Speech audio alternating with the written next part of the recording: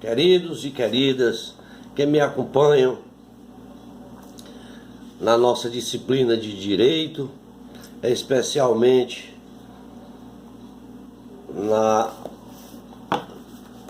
no nosso curso de Direito, especialmente na nossa disciplina de Direito Penal.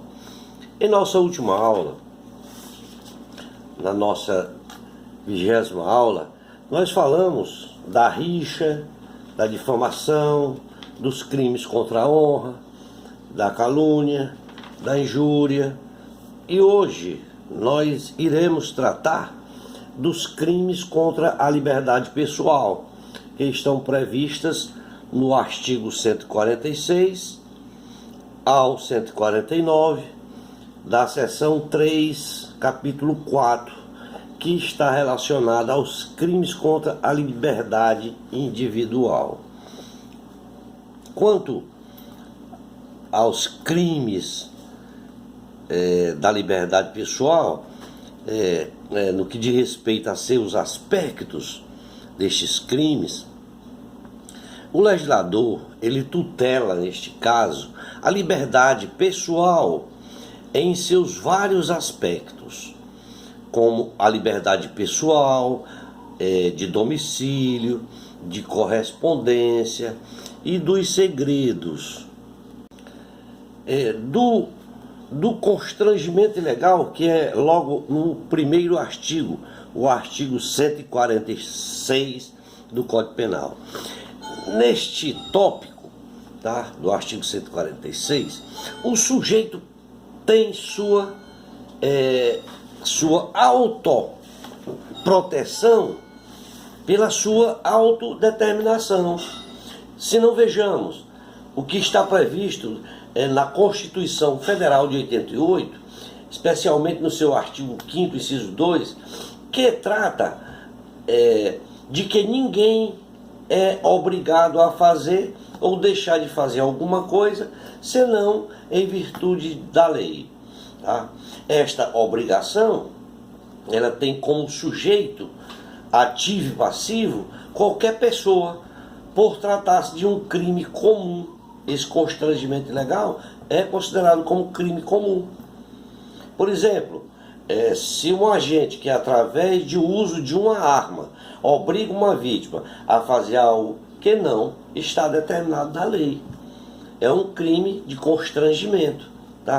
A configuração deste crime, ele se dá quando praticado mediante violência, grave ameaça, ou depois de reduzir a capacidade da pessoa. Também nós devemos observar determinados princípios para que você possa entender o que é um constrangimento ilegal. Da causa, por exemplo, da causa especial do aumento de pena, que é no caso de pessoa ou, se a consumação ocorrer quando a vítima faz, no caso do emprego de arma, e se a vítima, se a consumação aí ocorrer quando a vítima faz ou deixa de fazer alguma coisa, sendo aí, neste caso, admitida a tentativa.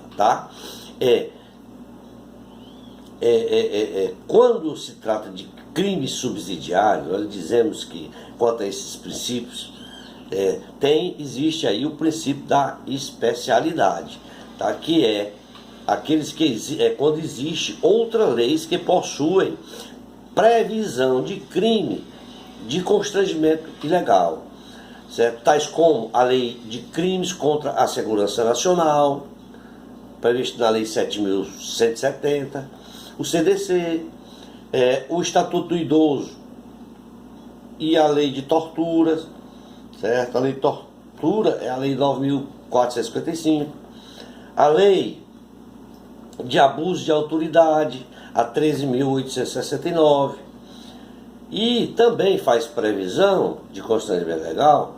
Esta lei, ela faz previsão, a Lei 13.869, nos seus artigos 13, 15 e 24. tá? Se a gente observar, a gente vai ver que ali cabe o constrangimento ilegal.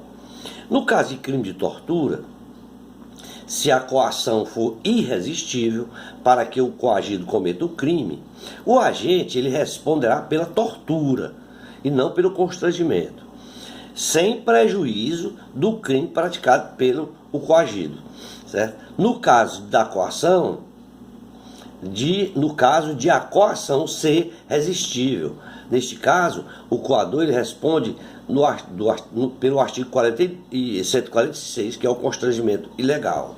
Tá? A natureza jurídica do constrangimento ilegal está previsto no 146, parágrafo 3º do Código Penal, que ali, neste caso, ele é um pouco divergente. Haja vista que parte da doutrina aí, ela considera como causa de exclusão da ilicitude. Como é o caso da intervenção médica, quando não houver o consentimento do paciente ou de seu representante legal. Também devemos ver pela classificação do crime, que é um crime comum por ser praticado por qualquer pessoa. Ele é comissivo por ser uma ação monossubjetiva, é doloso, é instantâneo, imaterial, ele é plurissubstante, por admitir a tentativa e também, se o crime é de menor potencialidade, certo?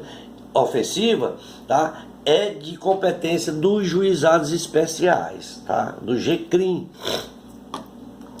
Quanto à ameaça prevista no 147 do Código Penal, nesta modalidade de crime, ela é tutelada a liberdade psíquica da pessoa, que pode ser direta, indireta, implícita ou explícita. Tá? No caso, observamos no caso da embriaguez ou de cólera, ele caracteriza o delito de ameaça, não se excluindo aí a imputabilidade penal com a embriaguez pré-ordenada, né? O sujeito ativo, no caso da ameaça, e passivo, o sujeito ativo e passivo, é qualquer pessoa e se concretiza independentemente de qualquer uma das condutas. A sua classificação, ela se dá como um crime comum, doloso, formal, instantâneo, e não admite aí a tentativa, quando ela for de forma verbal. É uma ação penal pública condicionada à representação. Se a infração penal for de menor potencial ofensivo, a competência é do GCRIM, dos juizados especiais. Do sequestro ou cárcere privado, o artigo 148 do Código Penal, tá? O 148 do Código Penal, nesse contexto, o legislador, ele tutela, certo? Neste caso do sequestro cárcere privado, ele tutela o direito de ir e vir da pessoa, é a liberdade de locomoção, que é protegida pelo artigo 5º, inciso 15 da Constituição Federal. Neste caso, não há finalidade patrimonial. O bem jurídico aí é a tutela da liberdade da pessoa. É a tutela que é a liberdade, tá? Devemos observar também que o legislador, ele não estabeleceu na lei a distinção entre sequestro e cárcere privado. Ambos estarão tipificados no mesmo artigo, no 148 do Código Penal. Essa distinção é importante para que o juiz, no momento da dosimetria da pena, ele possa aplicar a pena de acordo e de conformidade com o artigo 59 do Código Penal. Por exemplo, impedir uma pessoa de sair de casa, trata-se de um sequestro, porque constrange a mobilidade da vítima. Se o agente impede a vítima através de um confinamento, aí trata-se de um cárcere privado. No entanto, a gente tem que observar e entender que o crime de cárcere, ele é muito mais grave que o de sequestro, tá? O tempo para a caracterização do tipo penal, para a doutrina, esse tempo é irrelevante. No entanto, se durar mais de 15 dias, certo, caracteriza o tipo qualificado como cárcere privado, tá? O sequestro, né? Se por ser um crime, certo, comum, o sujeito ativo e passivo, ele pode ser qualquer pessoa. E se a ação se prolongar no tempo, refere-se a crime permanente, tá? A forma qualificada do crime é aquele contra ascendentes. Aí vem a qualificadora, né? Contra o ascendente, o descendente, o cônjuge, companheiro, ou maior de 60 anos, mediante internação de vítima, praticado contra o menor de 18 anos, se praticado com os fins libidinosos, que neste caso, certo, basta que o fim, certo, basta que o fim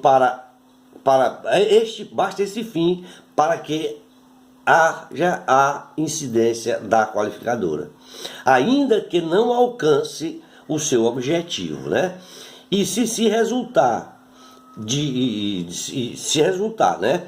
E se houver contra a vítima, também aí o sofrimento físico ou moral. A sua classificação, ela é comum, monossubjetiva, ela é comissiva, dolosa, e não se admite a modalidade culposa.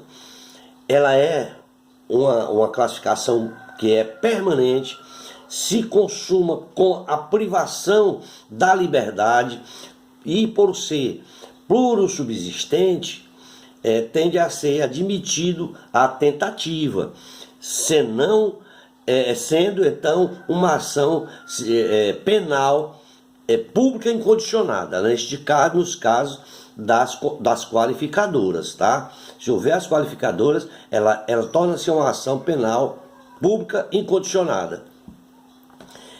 No artigo 149 também, ele trata da redução à condição análoga de escravo, no seu artigo 149, tá? Do CP. Este crime também é considerado como um crime contra a liberdade pessoal, tá? Este crime, ele diz respeito a submeter ao trabalho forçado ou à jornada exaustiva, sujeitando a condições degradantes de trabalho e de restringir por qualquer meio a locomoção da vítima em razão de dívida contraída contra o empregador ou seu preposto, né? Existe, nesses casos, um especial aumento de pena, tá? Quando ele é cometido contra crianças ou adolescentes, ou em razão de raça, cor, etnia, religião ou origem. O sujeito ativo e passivo é o empregador e o empregado, quando o crime ele é próprio, tá? O elemento subjetivo é o dolo, por tratar-se de um crime de natureza vinculada, e só pode ser praticado nas formas descritas no tipo penal.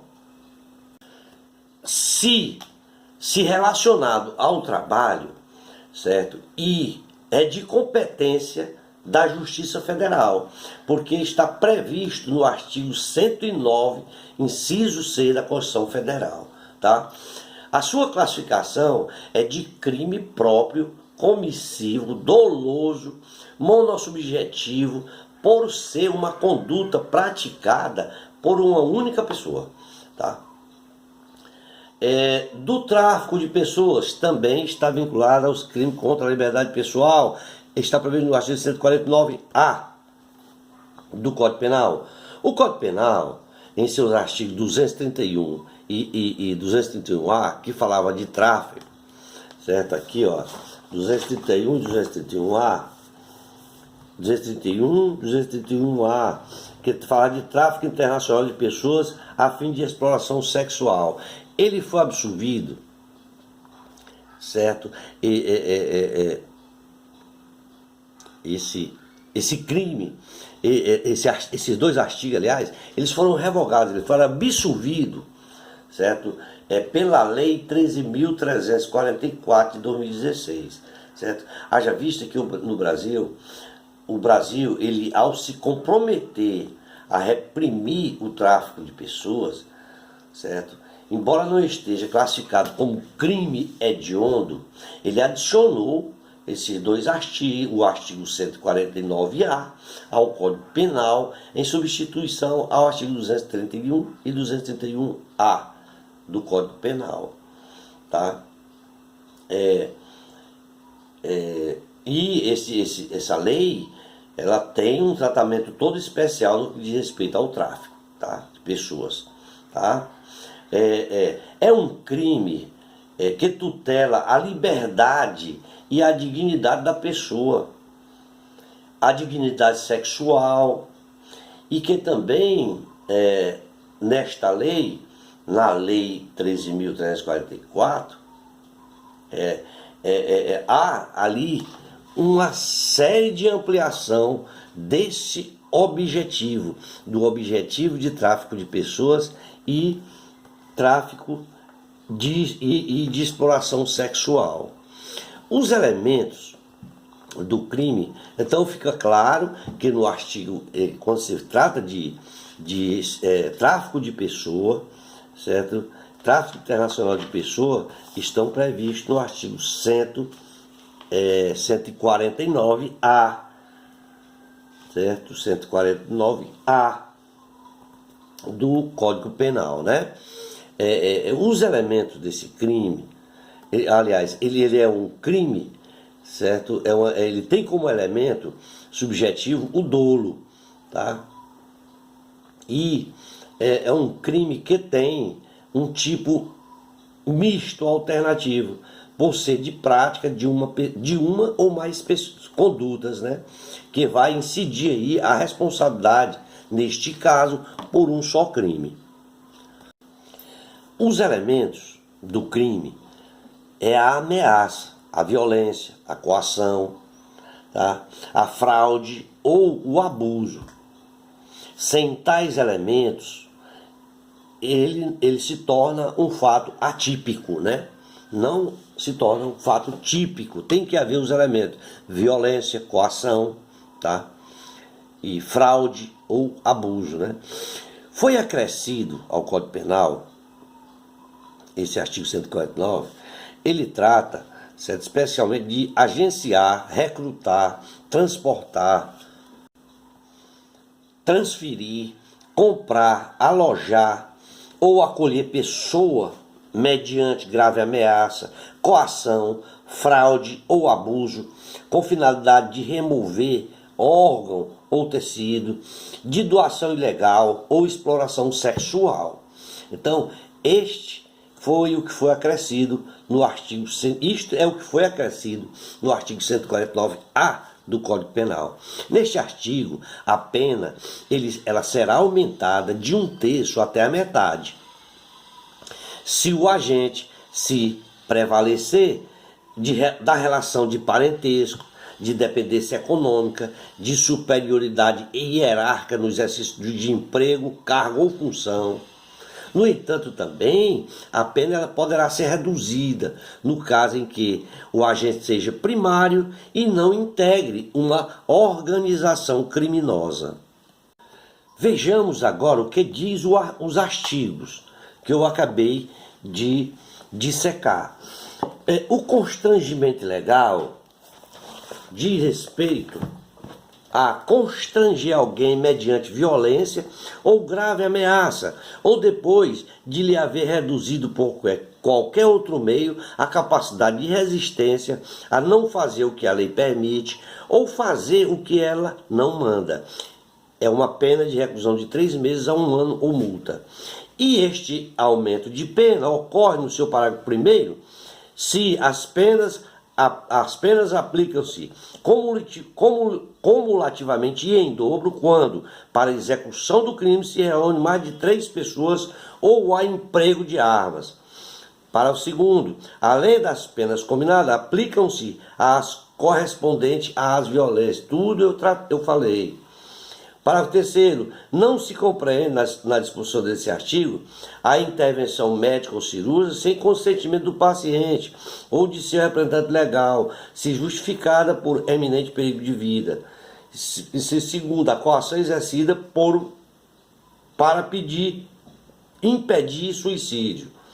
Da ameaça, o 147. Ameaçar alguém por palavra, escrita ou gesto, ou qualquer outro meio simbólico de causar mal injusto e grave, pena de detenção de 6 meses ou multa. Seu parágrafo 1 diz que somente se procede mediante representação. Sequestro e cárcere privado. O artigo 148. Privar alguém de sua liberdade mediante sequestro ou cárcere privado, pena de reclusão de 1 a 3 anos. As suas emissões estão no artigo 15 que eu falei. O seu parágrafo 1º diz: a pena é de reclusão de 2 a 5 anos, se a vítima é antecedente, descendente, cônjuge ou companheiro do agente ou maior de 60 anos. Se o crime é praticado mediante intenção da vítima em casa de saúde hospital, se a privação da liberdade dura mais de 15 dias, tá? Se o crime é praticado contra menor de 18 anos, se o crime é praticado com fins libidinosos, tá? Seu parágrafo 2º, se resulta a vítima em razão de maus tratos ou da natureza da detenção grave, sofrimento físico ou moral, pena de 2 a 8 anos. Da redução e condição análoga a escravo, que faz referência ao 231 e 231A, reduzir alguém à condição análoga a de escravo, quer submetendo-o a trabalhos forçados ou a jornada exaustiva, quer sujeitando-o à condição degradante de trabalho, quer restringindo por qualquer meio sua locomoção em razão de dívida contraída com o empregador ou preposto, pena de 2 a 8 anos e multa, além da pena correspondente à violência. Parágrafo 1º. Nas mesmas penas incorre quem, sem o uso de qualquer meio de transporte por parte do trabalhador, com o fim de reter no local de trabalho, mantém vigilância ostensiva no local de trabalho ou se apodera de documentos ou objeto pessoal do trabalhador, com o fim de reter no local de trabalho. Parágrafo 2º. A pena é aumentada de metade se o crime é cometido contra criança ou adolescente por motivo de preconceito de raça, cor, etnia, religião ou origem. Tráfico de pessoas. Artigo 149-A. Agenciar, aliciar, recrutar, transportar, transferir, comprar, alojar, acolher pessoa mediante grave ameaça, violência, coação, fraude ou abuso, com a finalidade de remover órgãos, tecido ou parte do corpo, submeter a trabalho condições análogas de escravo, submeter a qualquer tipo de servidão, adoção ilegal ou exploração sexual, pena de 4 a 8 anos e multa. A pena é aumentada de 1/3 até a metade se o crime for cometido por funcionário público no exercício de suas funções ou pretexto de exercê-la. O crime for cometido contra criança, adolescente ou pessoa idosa ou com deficiência. O agente se prevalecer de relação de parentesco, doméstico, de coabitação, de hospitalidade, de dependência econômica, de autoridade ou de superioridade hierárquica inerente ao exercício de emprego, cargo ou função, ou a vítima do tráfico de pessoa for reintegrada do território nacional. Parágrafo 2º. A pena é reduzida de 1 a 2/3 se o agente for primário e não integrar a organização criminosa. Tudo o que dissecamos diz respeito ao artigo 146, 147, 148, 149, 149A do Código Penal, que vem a tratar dos crimes contra a liberdade pessoal. Obrigado a todos, espero ter contribuído, certo? E na nossa nossas aulas de direito, certo? A nossa especialmente em direito penal. A nossa próxima aula será a 22ª aula.